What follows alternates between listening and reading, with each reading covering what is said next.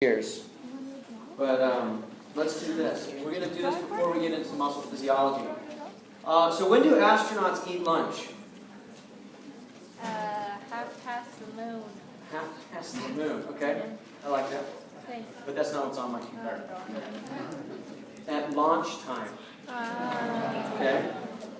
All right. What did the baby pig call his mother's brother? Winkle? His oinkle. Nice job. Very good. That was quick. What did you say? You always get Okay. those. I think this one's appropriate, given our new subject material. What do you call a cow with a twitch? Beef jerky. All right. Beef jerky. Sorry, I apologize to you vegetarians. That was crude. Very crude. So, what I challenged you guys with was to make these snails look like neurons. You guys remember this? And I stole these from my children, so that's how I roll. And I brought them for you guys. Is anybody feeling ready for this? Okay? Would you get extra credit? Of course. Is that the reason the hand went up? Or so it's like, is this a trick question? Like, if I say no, then the hand goes down. If I say yes, then the hand stays up. You'll do it in. Oh, look at that. What a. Should we give it some extra credit? Yeah. No. Wow. It's like, man, it's a good thing this isn't like the old school, should we off with his head or, right? I mean, this is a tough crowd, man. Hey, why don't you come up here and give us an example of a parasympathetic fiber, okay? And I've got like way too many colors for you to choose between. So this is probably the most difficult assessment is this, okay? You want red? Okay. You don't want multiple colors? You want multiple? No, over here, right here. Yeah, that's the computer, but that's okay. What's your name? Max. Let's give it up for Max. Yeah! Max. Hey, it's like Maximus, right? That was actually pretty legit that we were doing that. It's a little gladiator reference. Okay, for all of you who are kind of like so old. You guys don't even. Do you guys remember that movie? You read about it somewhere on the internet? Purple and blue, absolutely. I'm like Vanna White over here. You guys don't even know what that means, do you?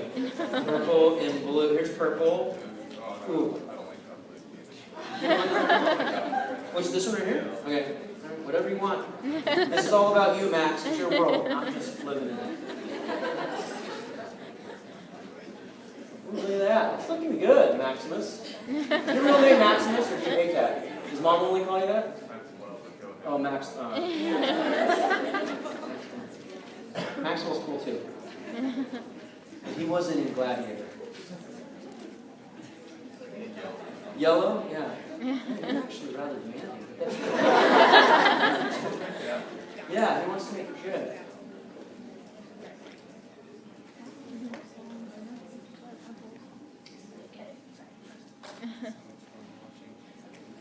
Wow, look at that. Some right-brained activity going on over here. You guys like this? Oh. We gotta make sure the world can see this, Maxwell. Okay. You've been practicing. What color do you want? Green. Look, he's feeling it, man. This is awesome. I don't know.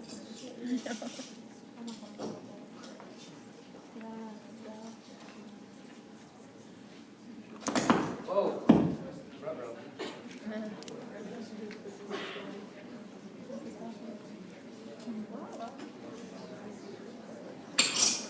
Whoa, that sounded weird. Are you guys following Max? Yeah. Yeah. How's he doing? Good.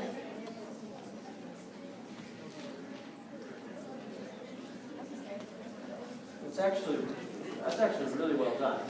Yeah, is it?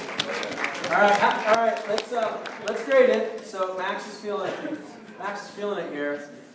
You didn't hear it because he's not mic'd. He said, "I actually think this is better than yours."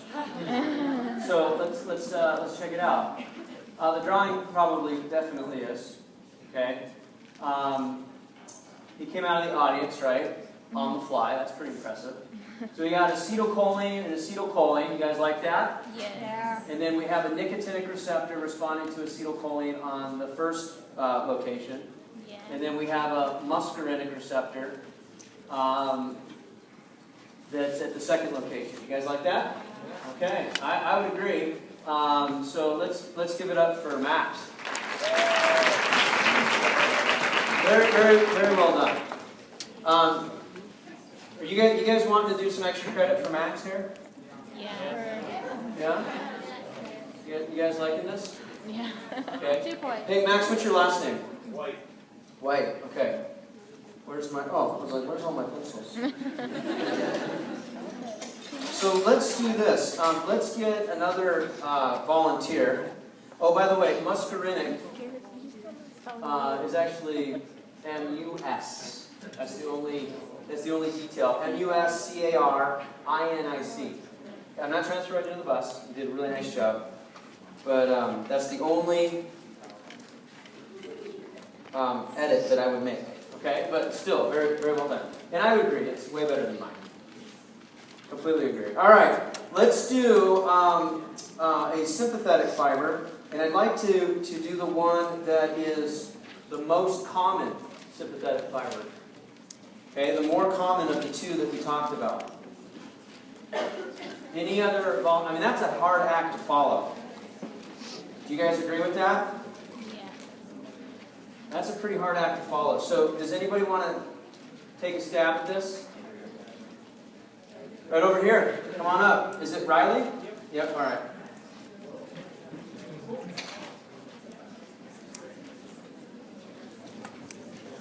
So I put all the colors of the rainbow there.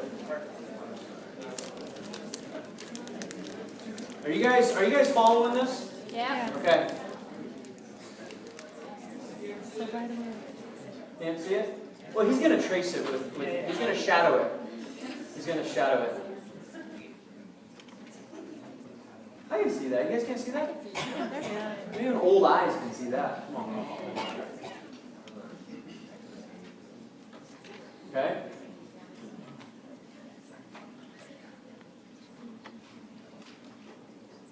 Definitely see that.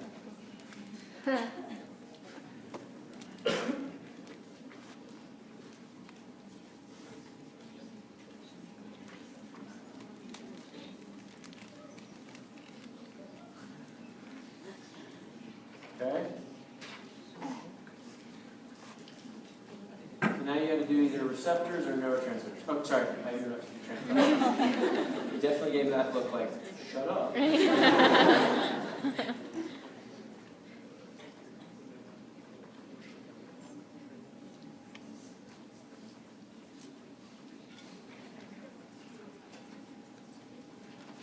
you guys do this in SI? Yes. Yeah. Okay. If you didn't do it in SI, I think you probably should. Okay?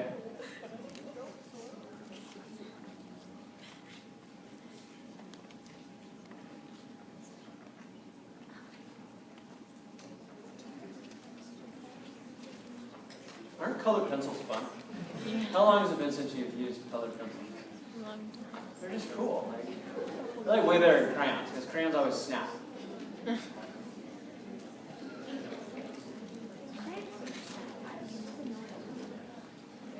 So we got one last little neurotransmitter here. Okay?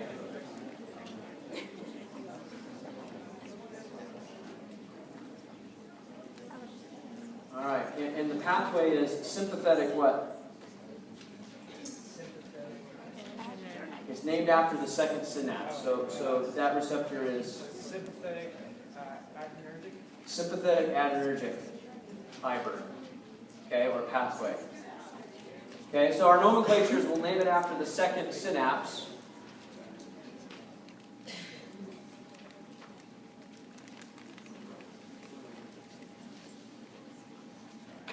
All right. You guys like that, huh? Nice job, Riley. All right. Riley, what was your last name? Barnes. Barnes?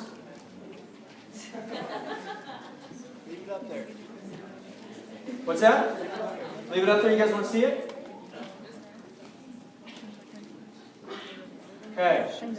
So if we're going to do the last pathway, what's different about the sympathetic cholinergic pathway?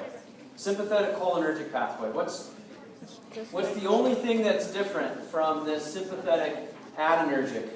The second neurotransmitter. Right? It's this one right here, correct? And what's the neurotransmitter that's there? Acetylcholine. It would be acetylcholine, and the receptor is what? Cholinergic. It would be a what? Muscarinic receptor. Cholinergic. Okay? So you guys feeling pretty comfortable with this? Alright. So here's what we're going to do.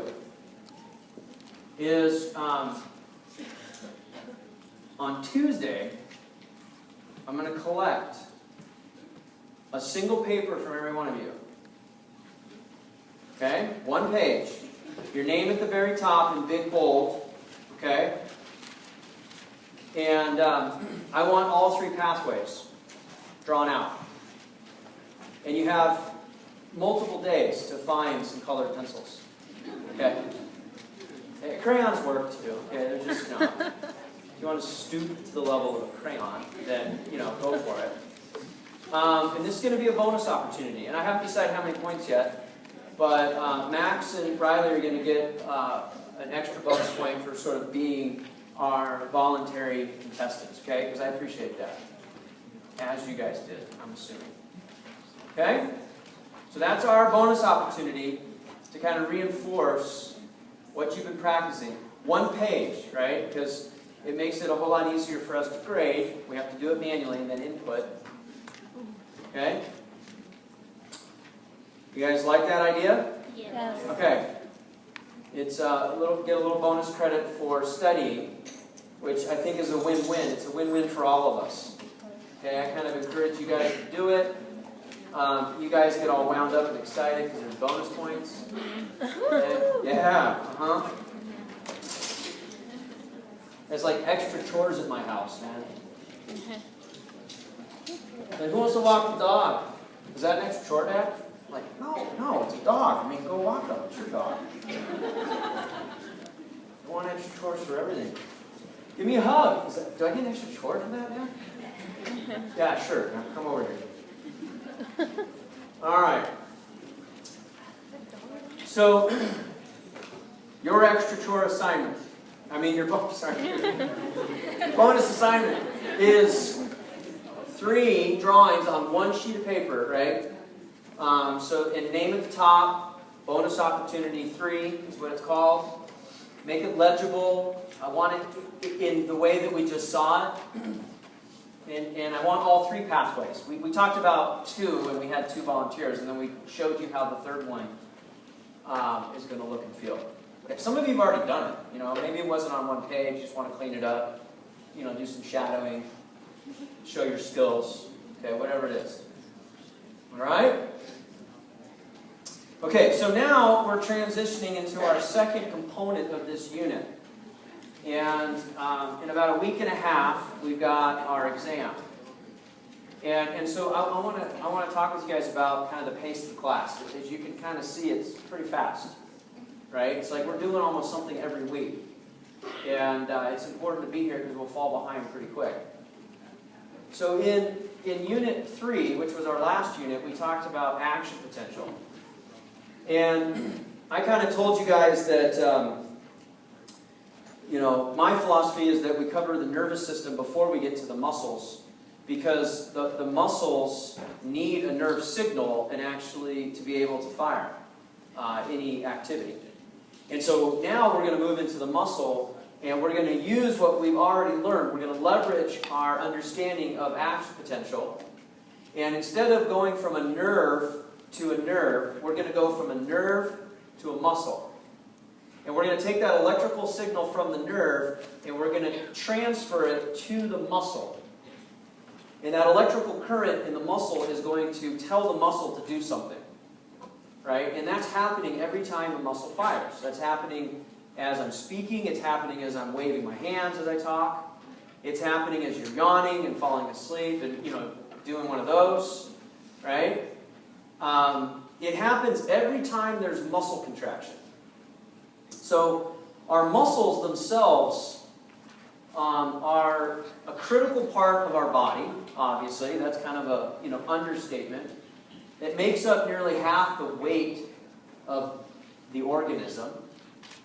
These muscles are often, but not always, found in pairs. Examples of non-paired muscles would be like the uvicularis oris, your mouth muscle.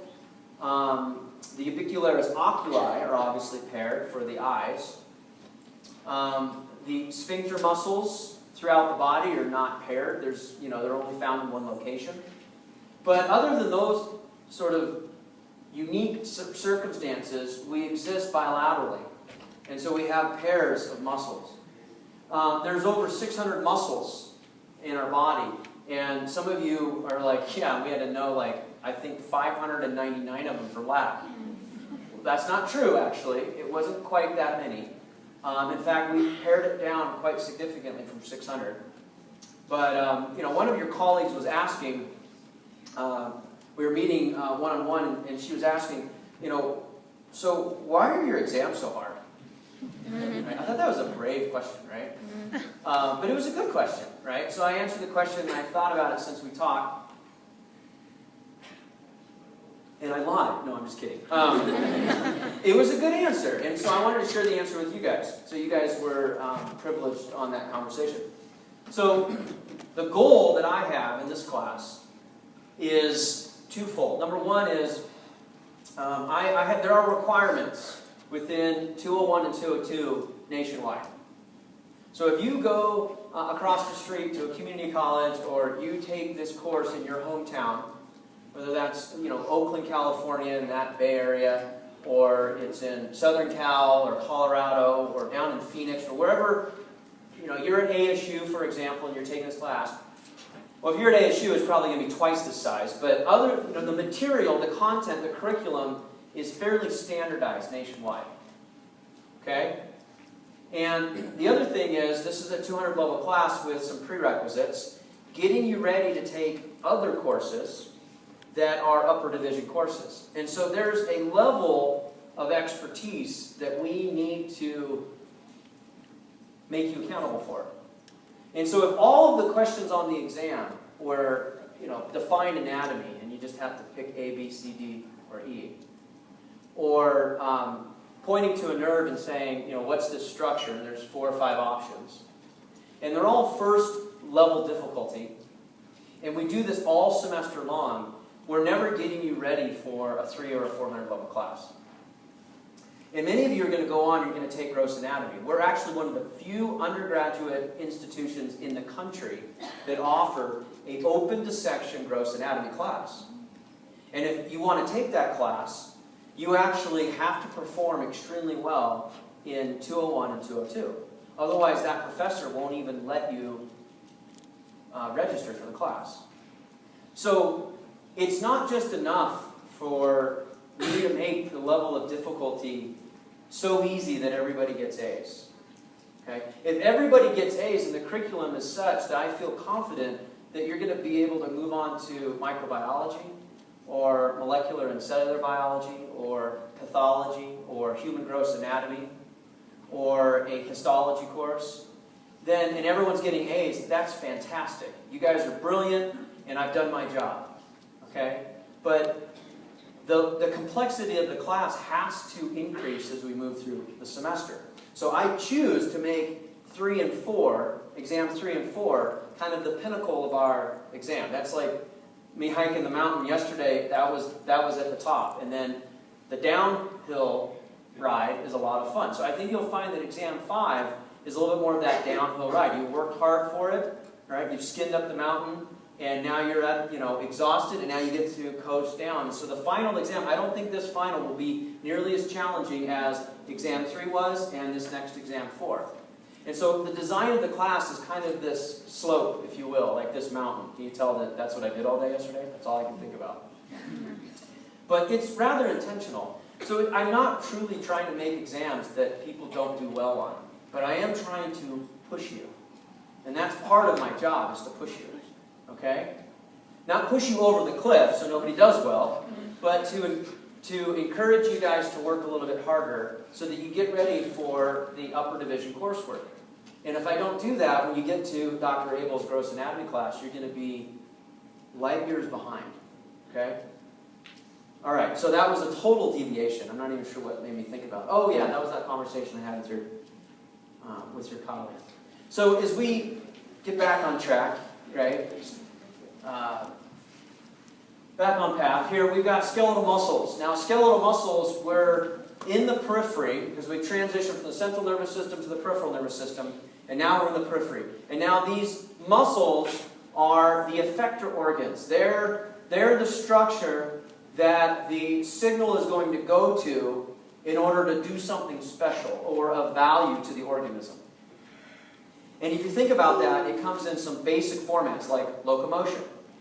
That's a word that just means being able to move, go from point A to point B. Whether that's point A to point B for the organism to go forage and gather food or run from a predator, okay?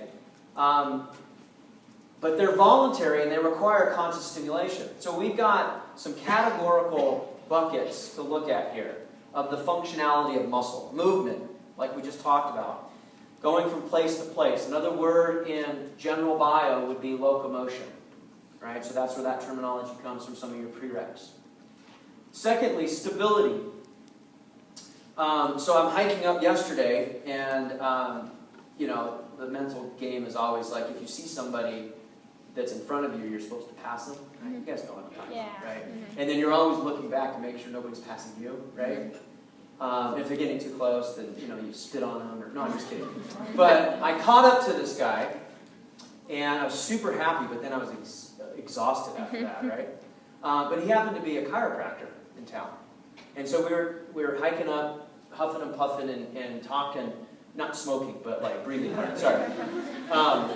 I wanted to make sure the analogy was clear.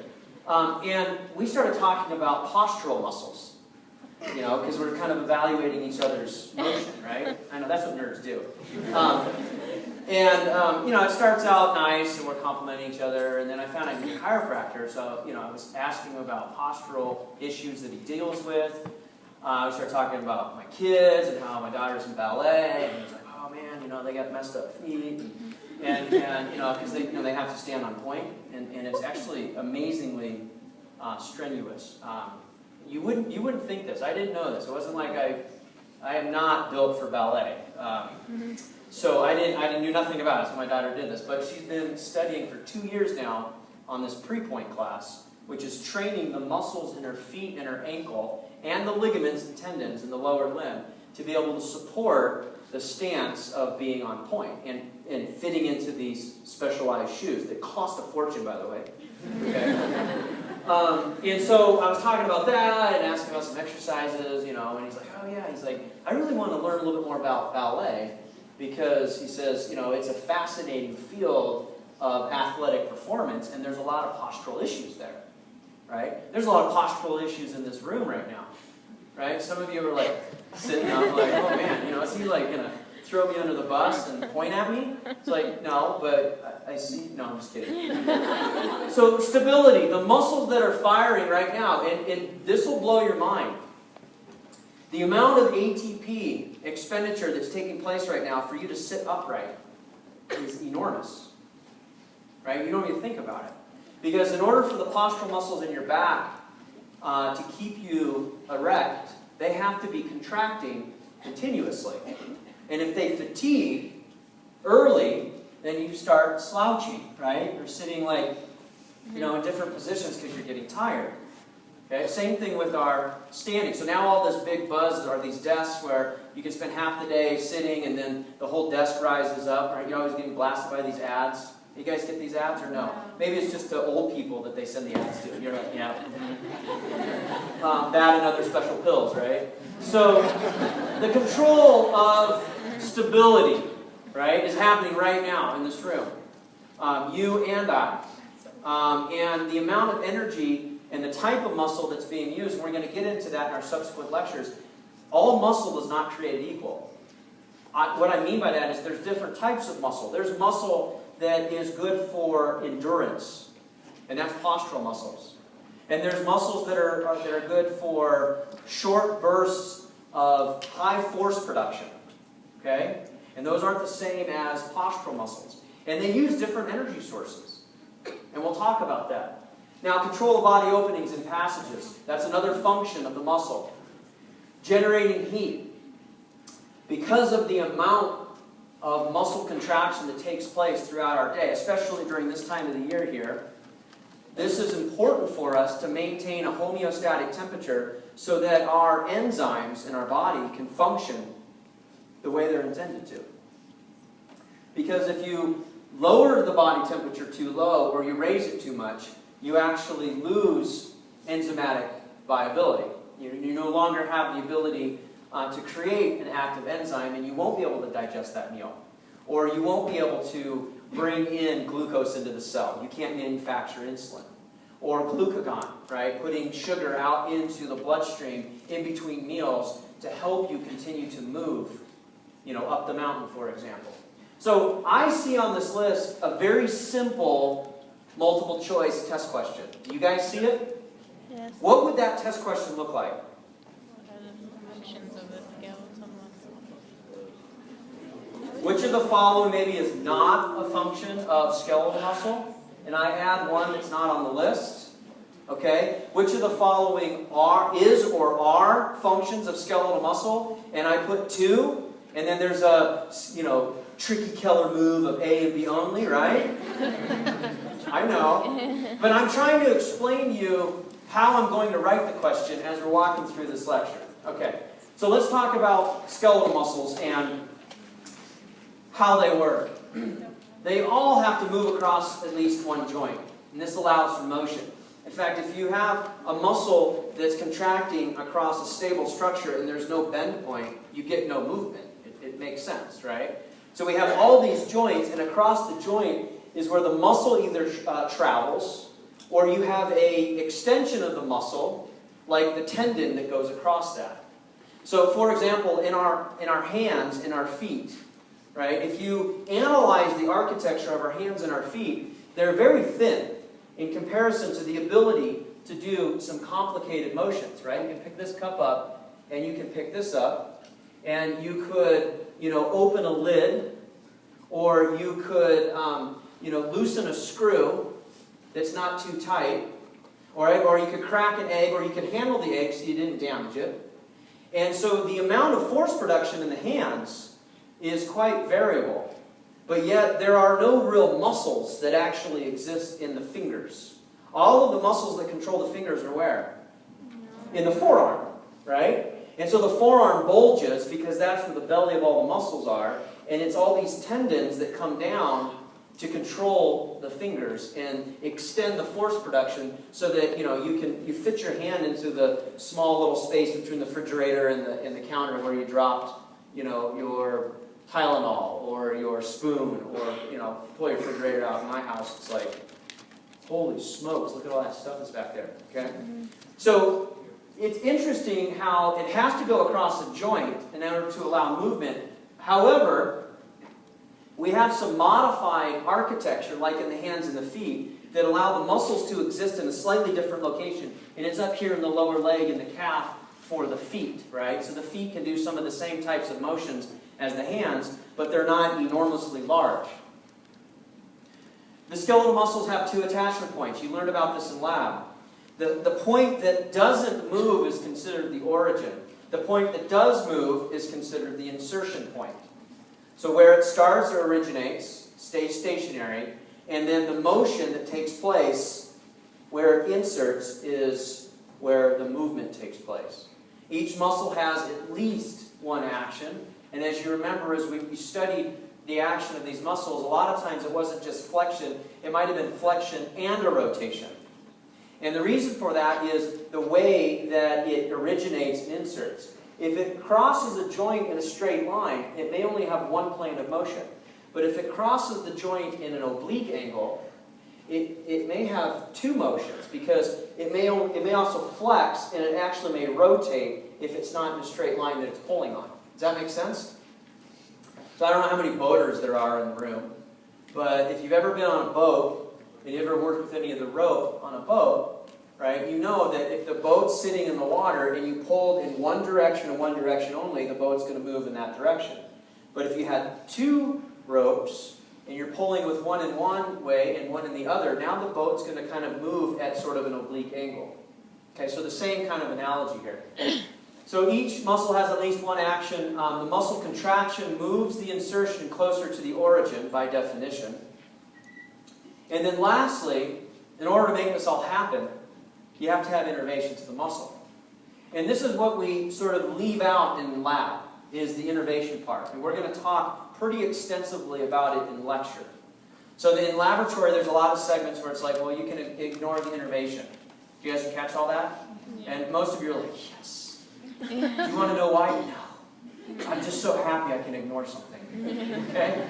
Well, now we're going to come back and talk about it. Okay? And you're like, oh, man.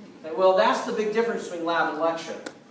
So if we further characterize some of these review terms from lab, we've got the prime mover, right? That's the primary muscle responsible for the particular movement.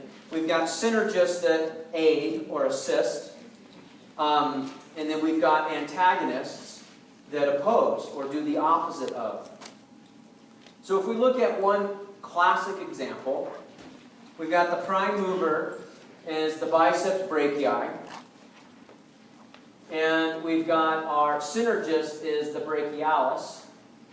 And here's a great example. What's the function of the brachialis? Or functions? You guys remember this from lab? It flexes the, what? Forearm, or the arm. And what else does it do? Is it just flex, or does it rotate as well? The brachialis. You guys remember this?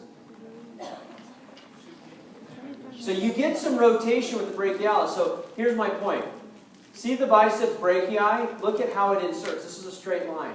This guy starts on the medial aspect and comes over to the lateral aspect.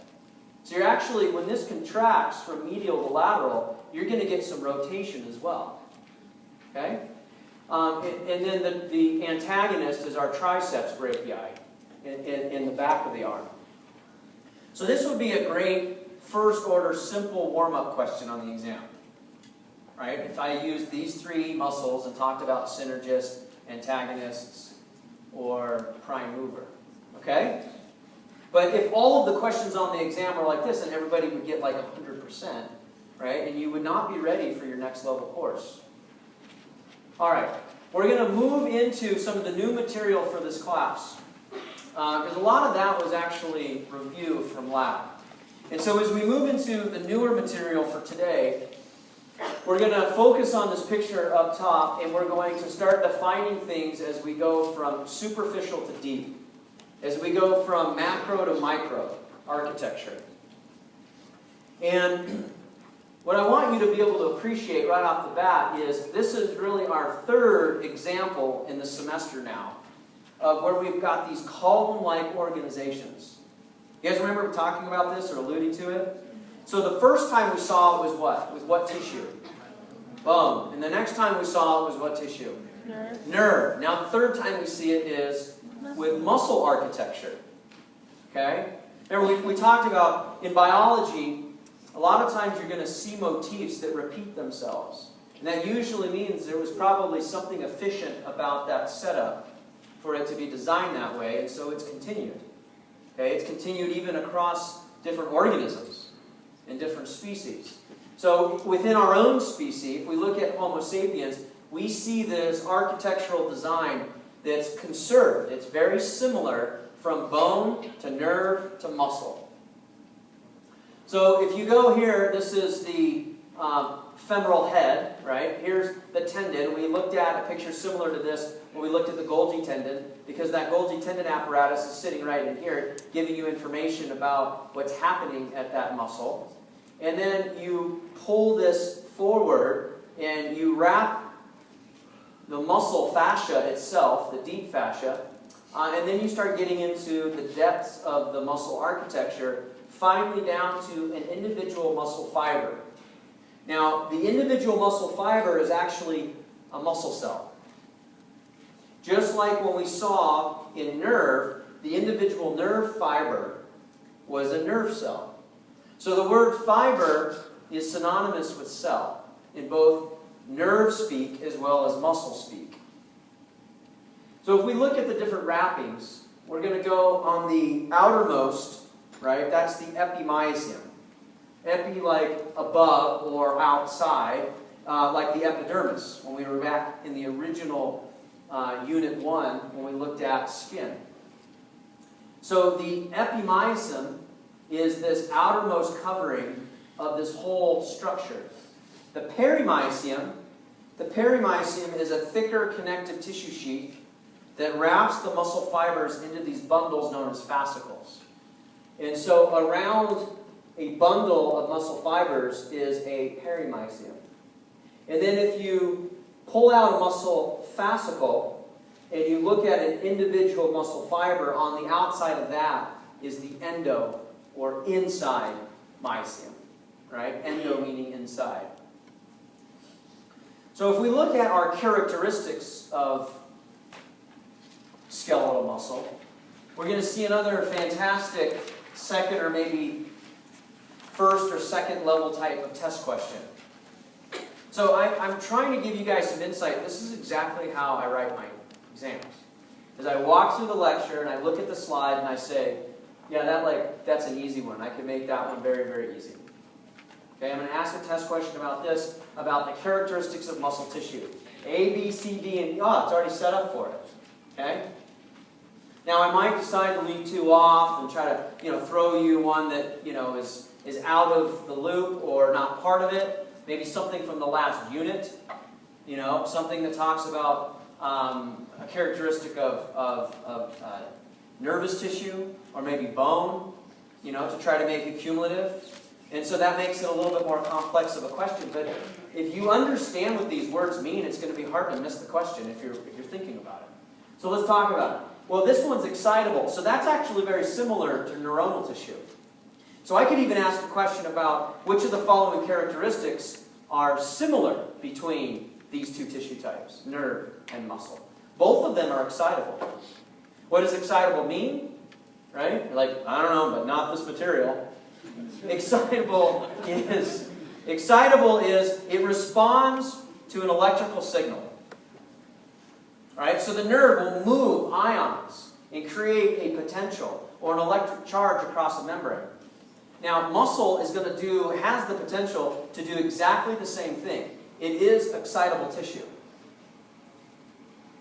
It also refers to the fact that it's responsive. And so this should make sense when I said we're going to go from a nerve not to another nerve, but we're going to go from a nerve to a muscle, and we're going to send that electrical signal across from one to the other, and this is going to cause this tissue to do something. So it's going to respond. Conductivity. Conductivity is the ability for it to send an electrical signal to a distant location. So the stimulation of the muscle produces an effect that's not just at that local level. It's across the entire muscle. So it conducts it all the way across. That is another characteristic that we saw with nerve tissue. And we called it, instead of a local potential, we called it what? An action potential. Contractility. Now here's the difference between nerve and muscle. Contractility. Nerves, they didn't change any shape at all. But muscles, when they respond, they actually change their architectural shape. They actually contract. They shorten in length. That's what contractility means. The last two refer to the fact that they can come back to their native resting point. So extensible means it's not that, you can only fire your muscle one time, and then for the rest of your life you're stuck with T-Rex arms. Okay? They're extendable. You can bring it back. You can relax it and extend it back to its native length. And the last one is there is an elastic component of muscle, meaning that we know that they're extendable and there's a recoil that takes place to try to reset them. Much like a spring. If you think about a spring, like a classic just regular old humdrum, run-of-the-mill spring. They recoil back because of the elasticity that's found within the spring itself. Characteristics of muscle. So I want to back up to the previous slide before we move forward, because we're going in laboratory. You covered the bone and you covered tendons and then you covered the full muscle. You never got down to the micro level, right, of the individual cell or fiber. Now we're going to circle this muscle fiber. I'm going to go forward to 2 slides. This is the muscle fiber. You guys catch what we just did? So if I back up 2 slides, this is blown up to this. And in lecture now, mechanistically, we have to study the inside parts of the cell. We have to study the inside parts of the muscle fiber, which is also synonymous with a muscle cell. So if you think about a cell, you think about the normal stuff you're going to find, you're going to see all that normal stuff here. Well, what are some of the things that you would, organelles, that you would find inside of a cell? Mitochondria, okay? Very good. What else? You guys see mitochondria? No. Right here. It's labeled for you in case you couldn't. You're like, oh, that's what that says. Mitochondria. Bless you.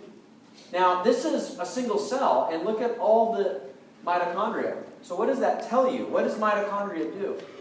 Let me rephrase that. That was really terrible English.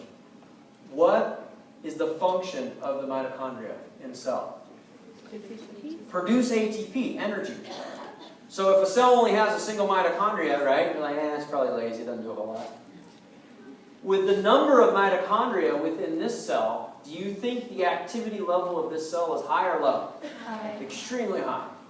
That makes sense, right? So lots of mitochondria. What else? What's the central CPU? The control center. Golgi.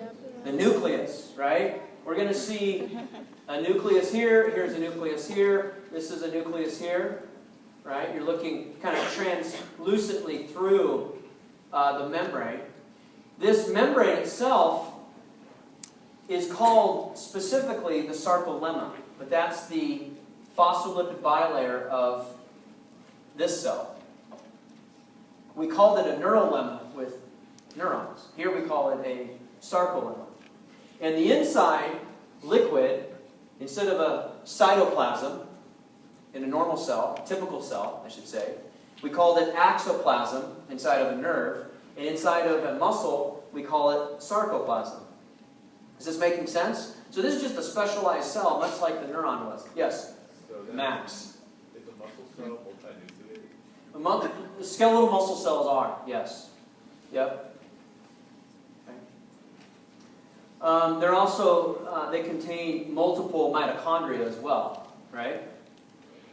Okay, so the other thing that we see, that, you're pointing to all these things that are not as obvious as like this purple and red stuff that's huge, and like this blue network. What are those? Okay, so these guys are filaments. They're protein filaments. Cytoskeletal filaments. And they're referred to primarily as actin and myosin. And you see actin and myosin as cytoskeletal filaments in lots of cells. But they aid in either cell motility or they aid in mitosis, mitotic divisions. Right? Cytoskeletal fibers are used for mitotic divisions. So here, they're organized in a very specific architecture, and they're very robust. They make up a large component of the inside of the cell. And the whole idea is for these cytoskeletal filaments, these are the machinery that allows the cell to contract and relax. And this is where everything's going to happen. Now, the blue network, these are tubule networks that exist throughout the inside of the cell. So what happens is, across the membrane, the action potential will travel, just like what we saw with neurons. And when the action potential gets to these little potholes called a transverse tubule. Why a transverse tubule? Because it dives transversely into the cell. When the signal gets to this little pothole, that T-tubule network dives into the cell. And that T-tubule on the inside is identified as this purple tube. And then on either side of the purple tube are what we call terminal cisternae. And those are the blue parallel tubes that line the T-tubule. The terminal cisternae are connected to this blue network. They're the end tank. Like, what? That's what terminal cisternae means in Latin. So terminal is the end, and a cistern is like a giant tank. And so if you can see from the picture, this network called the sarcoplasmic reticulum, and here's another piece of it right here, it's labeled right here. This is a network that's like a storage house inside the cell for calcium. And on the edges of that storehouse is a larger tubular network that's connected to the storehouse that's called the terminal cisternae. It's like the end of the sarcoplasmic reticulum. So we'll talk about this network, but together, collectively, it's called the triad, because down the middle you have the T-tubule, and on either side of the T-tubule you have terminal cisternae that are connected to the sarcoplasmic reticulum. Okay? This is all anatomy. This is all architecture. This is all structure. Very specific. And we're going to use this structure as we talk about how it works, the physiology or the function. So, backing up, it's really important that you're following the Google Earth zoom, if you will. Like in lab, you only operated up here. Now we're going to dive into the individual cell, and we're going to look inside the cell. This is the cell itself. And inside the cell, if we peel back the membrane, the phospholipid bilayer, which we call the sarcolemma, with a muscle cell, we see the guts of the cell. And we've already identified, we've identified many familiar cellular organelles that we've been studying for years. Now, if we take a further, more careful look at these myofibrils, which are made up of individual myofilaments, the actin, the myosin, we're going to see the architecture play out like this. So if I back up now, I'm looking at the individual myofilaments that have been teased out on the inside structure of the cell. So we're at the subcellular level. You guys following this? So in laboratory, you're looking at the gross level, right? On the benchtop, you're handling muscle models and bone models. And now, under the microscope, if you look back at the very beginning of the semester, you looked at histology, and you looked at skeletal muscle, and you saw the nuclei, and you saw the striations. Well, now we're going subcellular. So in subcellular, the microscope, the light microscope, is not powerful enough. Now you need to shoot electrons at it. So the visible eye, light microscopy with objectives and magnification. And then the deeper level that we're at is, instead of shining light at it, you actually shine electrons. Shoot electrons. You don't shine them, you shoot electrons. And when you shoot electrons at a piece of tissue, you first have to coat it with an electron-dense material. And what that does is it coats the material, the electrons reflect off. You have a detector, you catch those electrons, and based upon the angle of deflection, you can reconstruct the image. Okay? And so the image that we're reconstructing here, this is a electron microscopy view. And this is a cartoon drawing. I think I use colored pencils myself. A cartoon drawing of what you're seeing with the electron micrograph. And the architecture is extremely organized.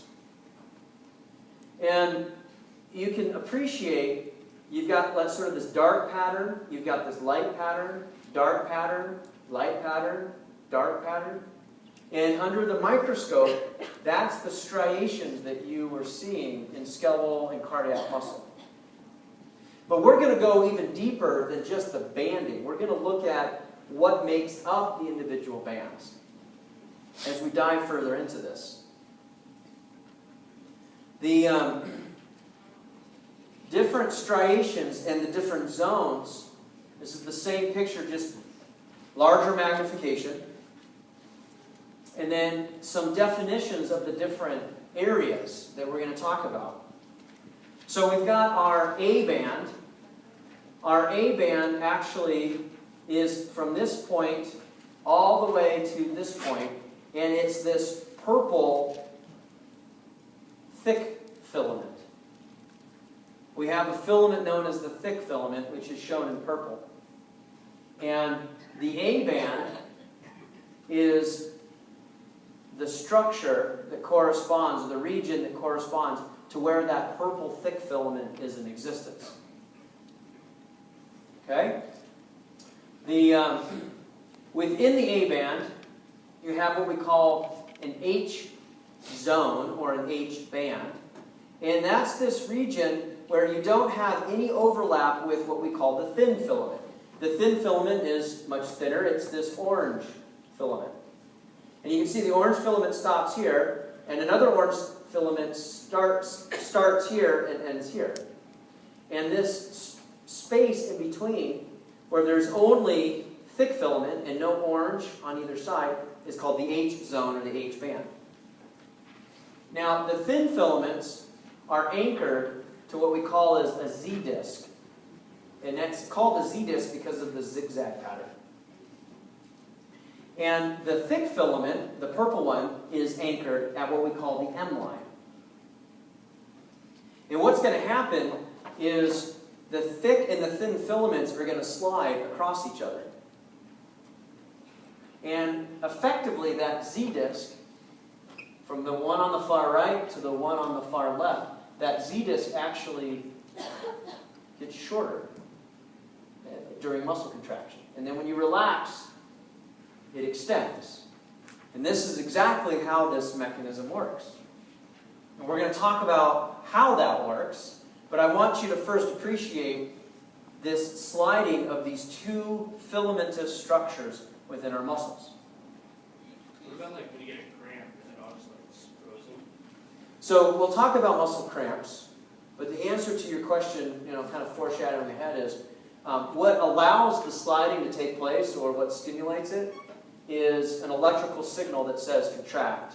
And then that contraction is, again, the movement of ions. And so a lot of times the problem with a muscle cramp is you either run out of availability of certain ions, so the relaxation phase of the muscle is compromised, and so you can't actually contract or relax anymore. Okay, so we'll talk more about that. It's kind of hard to answer your question now because we haven't gotten there yet, but we will cover it, okay? So does this all make sense so far?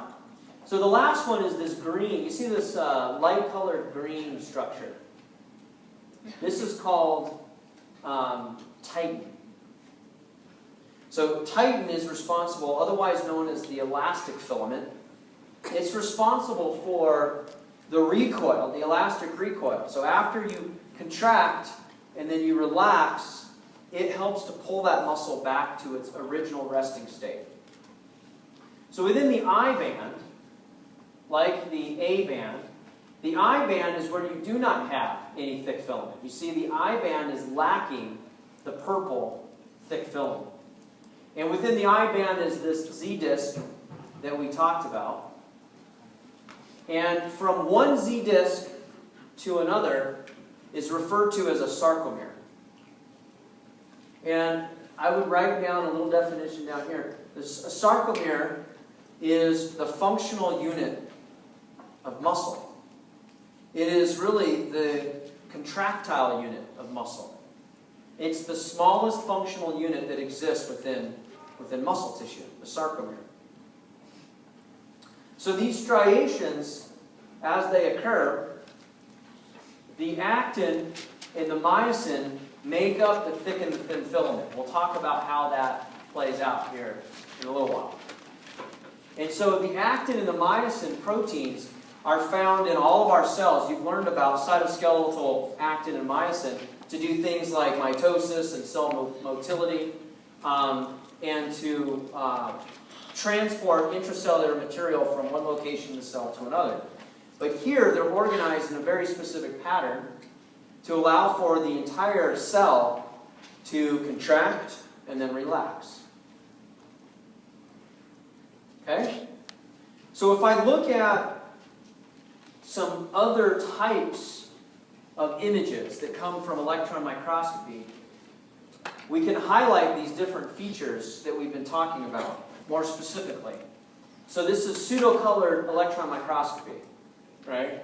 We're kind of nerding out here, I get that, but it gives you an idea that, we're not making up this architecture. Like, we know that it exists because we've seen pictures of it.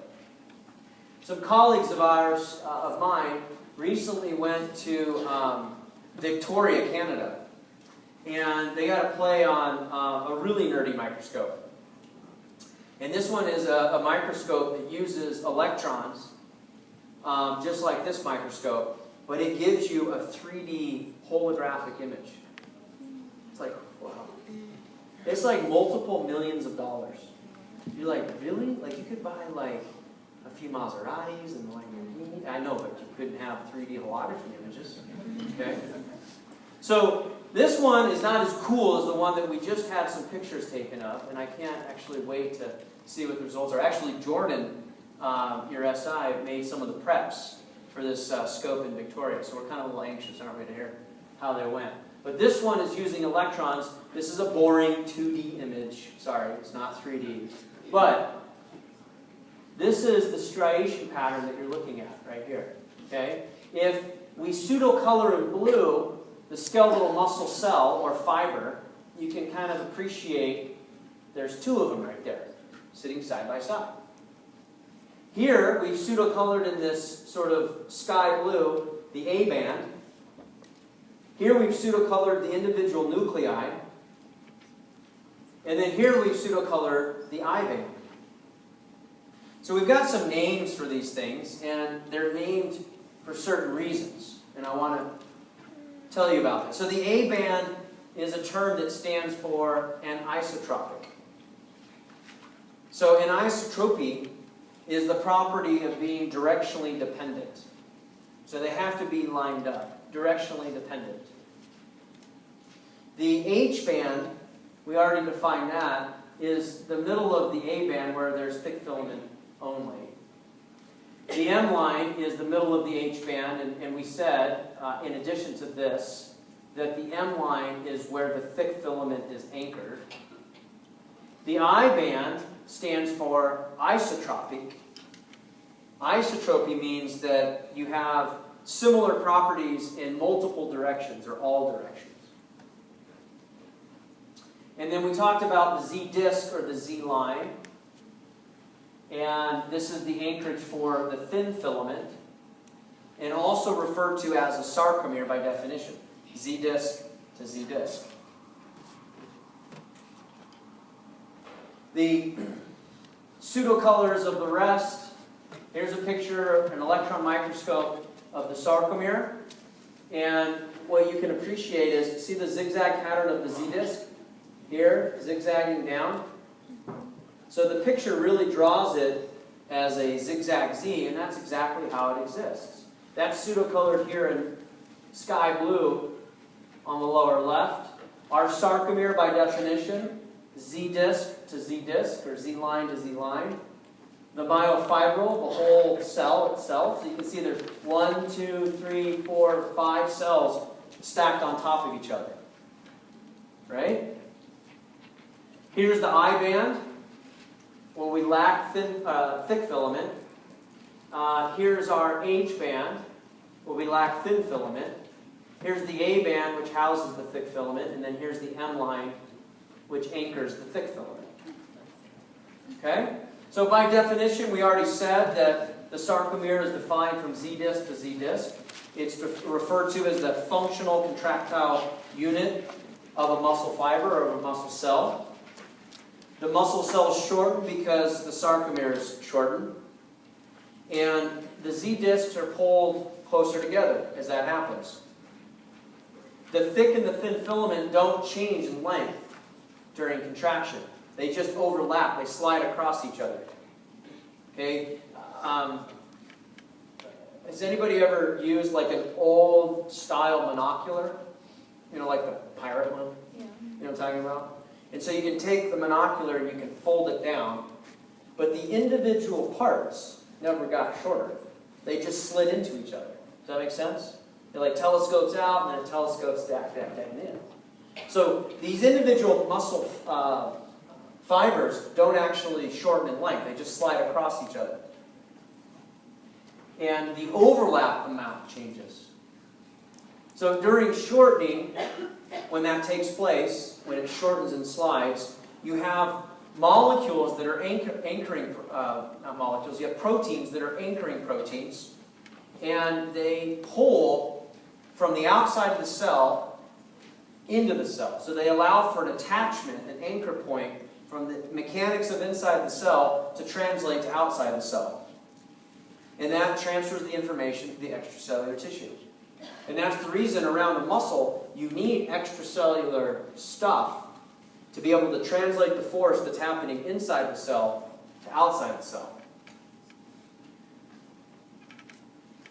So if we look specifically at the 3 different myofilaments that we find in skeletal muscle, we've already named them, but I'm going to review that with you right now because this is critically important. So we're going very slow, we're going very methodical, and we're doing a lot of review as we introduce some new concepts. Because I know you haven't had any of this yet. This is all new information. So we have our thick filament, which is shown in that purple. So this is a higher view, higher magnification of this thick filament here. And you can see it's got these little globular heads. It's not smooth. This is the thick filament. And this is made up exclusively of the myosin protein. The myosin protein makes up the thick filament. Now the thin filament is shown here. And it's colored in sort of this orangish red primarily, and it's shown as this orangish red on this diagram, and this is it blown up in higher view. Well, the thin filament is not made of only one protein. It's made up of a number of proteins. It's made up of actin, G-actin, which is this reddish-orange globular protein that makes up the largest component of the thin filament.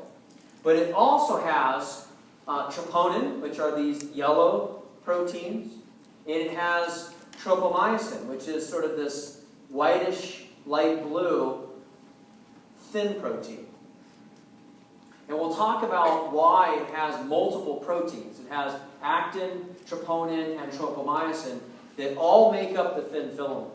So again, another great slide for a couple of different multiple choice test questions, right? What makes up the thick filament? What makes up the thin filament? If I put myosin on the thin filament, you know that answer is wrong, so on and so forth. And then the elastic filament. The elastic filament is this green one that we talk of, and it's made up exclusively of a molecule known as titin. Titin is a specific protein that has this elastomeric recoil capability. So what do these guys do? What do these 3 filaments do? Well, 2 of them are what we call contractile proteins. So they facilitate the contraction or the sliding to take place. And those are actin and myosin. So myosin being the thick filament, and actin being the globular reddish colored spheres within the thin filament. And then tropomyosin and troponin are considered regulatory proteins. Well, what does that word mean? Well, regulatory proteins mean that they determine whether or not myosin and actin will interact and see each other. So these heads on the myosin protein are going to bind to a specific binding site on the G-actin globular protein. That binding site is actually physically being blocked by this tropomyosin protein. So as long as tropomyosin, you can't even see them, right? You're like, what binding site? Exactly. Because they're hiding. It's in the way of the keyhole. So when tropomyosin is blocking that binding site, the myosin head cannot bind to actin, and the muscle is relaxed. What allows for tropomyosin to move out of the way of the binding site is the other regulatory protein, and that's troponin.